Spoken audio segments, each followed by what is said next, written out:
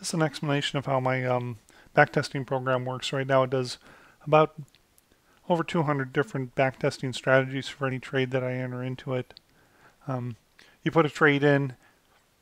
I have some criteria set aside so I can do different filtering and pivots on, did I take the trade, what was the trade type, etc. It does some standard calculations of things like, order time symbol, the entry, the stop, the R's. And then I do some statistics that I look at, such as the R percent rounded and rounded down. I found these to be interested. Where are we in the ATR when the trade was took? The volume for the previous 9 days. Do some more calculations on what was the close end of R.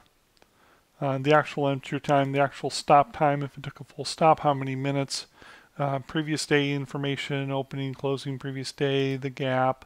And this is all the information that you can filter on and also do pivots on to find out, do you do better for inside days, outside days, etc., certain times of the day, trade times, etc., etc. It's just the normal kind of stuff, except it's all now automated.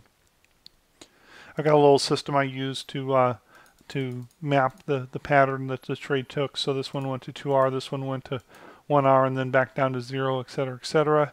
That can be really interesting too, because you can kind of see that most of them don't ever actually get to 1R. And then knowing that, you can go look to see, well, what's a good strategy. You never know if it's not going to go to 1R, but maybe you look at different strategies that don't work well or that don't lose as much, as opposed to ones that take the full hit, and then maybe you can incorporate that into what you're already doing. Here's some stuff I did on the entry bar and the second bar. It's really kind of interesting to see how well those can predict whether or not the trade's going to be successful. I also do some information about the highest R after entry. This would be theoretically the most you could get out of all the trades that are currently not filtered. You'll never get there, but it's interesting to see, how close you are and how much you're actually leaving on the table with the various strategies.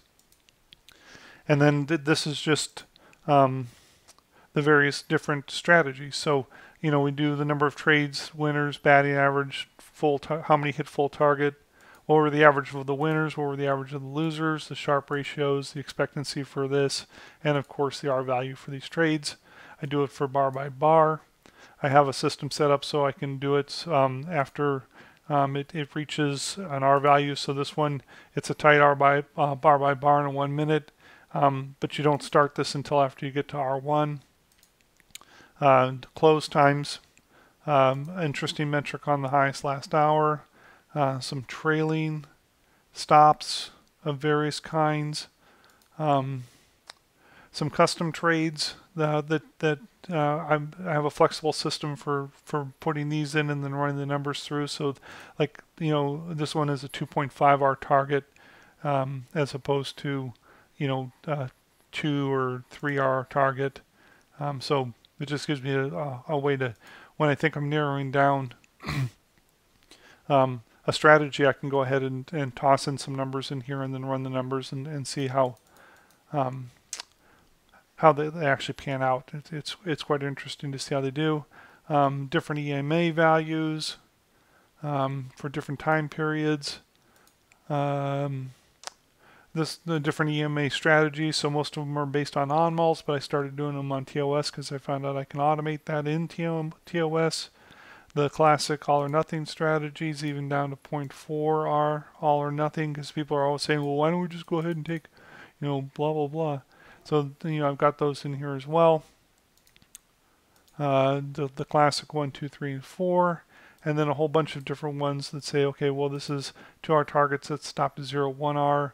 3R targets that stop to 1R and 2R. There's a bunch of iterations for these. In fact, there's like 76 4R targets that stop to 2R, 3R lower the target to 1 hour after a 1 to 0 pattern, etc., etc. So I run all those. I've got a thing for doing 84% rolls, or basically re-entry, so it looks to see whether or not a re-entry would have been possible if it stopped out fully. after it stopped out, did it go back to the entry point?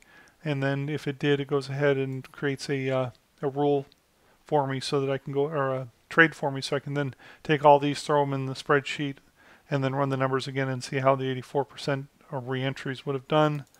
This is another area of where I can customize. I put the different values up here of the different types of trades. Maybe I want to do a 1 hour all or nothing with a stop at minus 0.6 hour. Maybe I want to do a trailing hour, but I want the target to be a 2 hour all or nothing. And what you can do is these actually work on the fly. So I could go ahead and say change this to say 1 hour all or nothing, and the values down below will change based on the fact that we just made that change. So that's kind of handy. Those are some of the ways that you can look at the R values. And then I've got this set up so that you can, this area here is a little special because you can grab the different ones that we just saw from the right and put them in these, and then you can bunch them together. So if you want to look at a bunch of similar or dissimilar strategies, you can go ahead and throw them in here. And then you've got one place that you can compare them. The other thing you can do is you can look up here and it gives you the best strategies based upon the current filters that you have on for highest R expectancy, sharp, and batting average. It does the top 20, which you then, if you want to, you can go ahead and copy down here and then compare them against other things.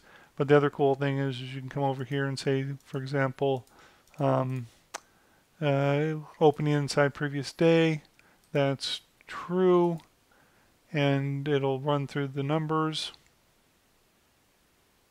Give it a second.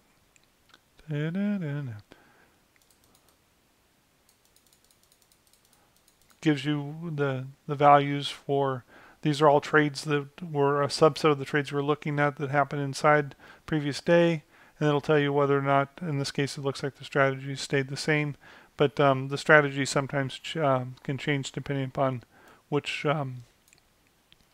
how you're filtering and what you're looking at. There's all kinds of different things you can look at. Obviously there's all kinds of pivots that you can do against the data, which will help you narrow down how you want to possibly examine the different values in the day trade calls, and just allows you a lot of flexibility in looking at your different options for managing trades, how they work out, and doing it fairly quickly. It's been really handy for me.